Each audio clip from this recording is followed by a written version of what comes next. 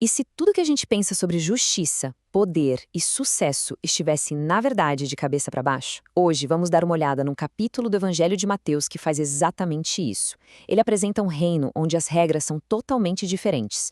Um lugar em que os últimos são os primeiros e os mais poderosos são aqueles que servem. Bora mergulhar nessa lógica invertida? Para começar, já vou jogar uma pergunta que mexe com o nosso senso comum. Imagina só a cena. Você trabalha o dia inteiro no maior sol, enquanto outra pessoa chega e trabalha só por uma horinha. Seria justo os dois receberem exatamente o mesmo salário? Essa provocação está no coração da primeira história que a gente vai analisar e ela força a gente a questionar o que significa, de verdade, ser justo.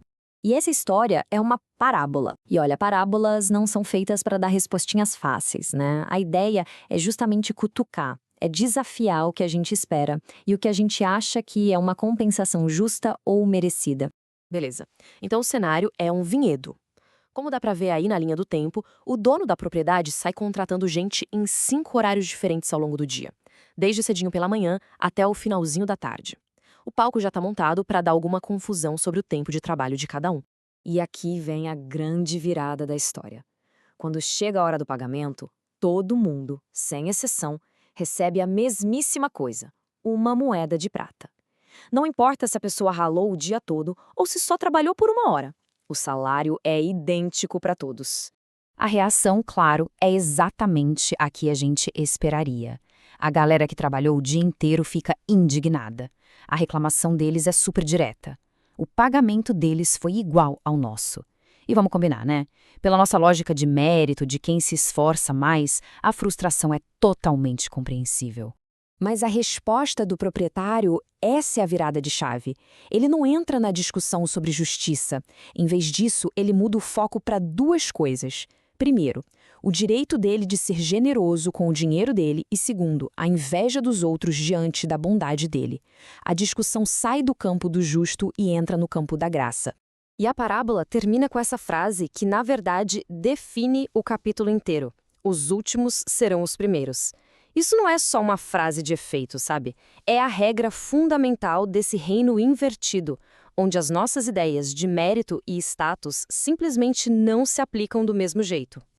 Ok, a gente saiu da parábola sobre trabalho e pagamento e agora a narrativa muda para outra questão bem humana, a busca por status, por poder. Vamos ver como essa mesma lógica de inversão se aplica quando a ambição entra em cena. Agora, a disputa por status fica escancarada. Uma mãe chega e pede na cara dura os cargos de maior honra para os seus filhos. E a reação dos outros 10 discípulos? Indignação total.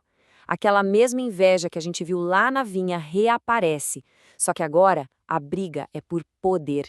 E a resposta de Jesus cria um contraste radical, como a gente vê aqui. De um lado, o poder do mundo, ter autoridade, mandar nos outros. Do outro, o poder desse reino invertido, que é o serviço. A grandeza é totalmente redefinida.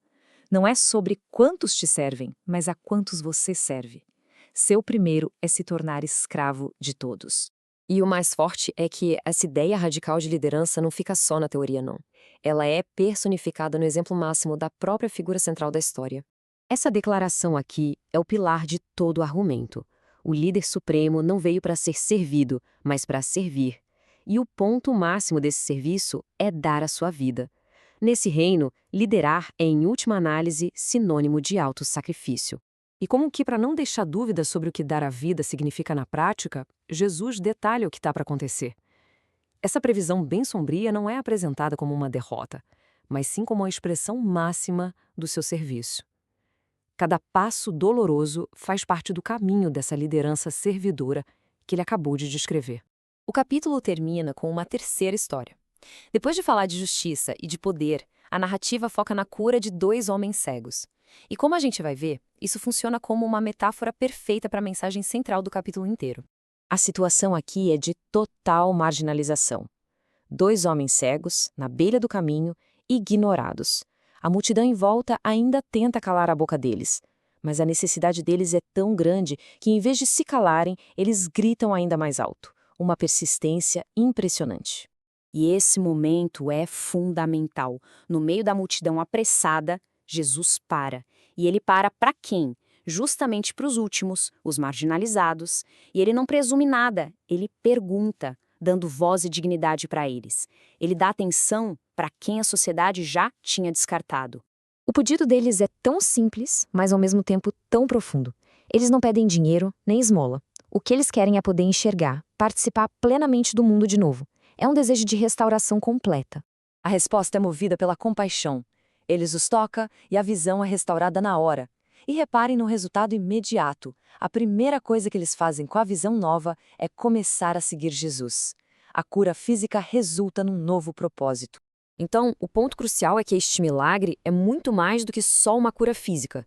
Ele ilustra de forma brilhante o tema do capítulo todo.